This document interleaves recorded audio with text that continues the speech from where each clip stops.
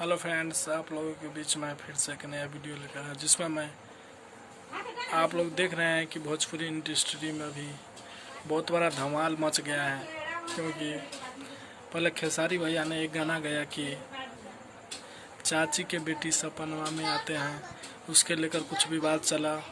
और ऐसे ही कुछ एक कलाकार था जो वो गा दिया कि खेसरिया के बेटी सपनवा में आता है।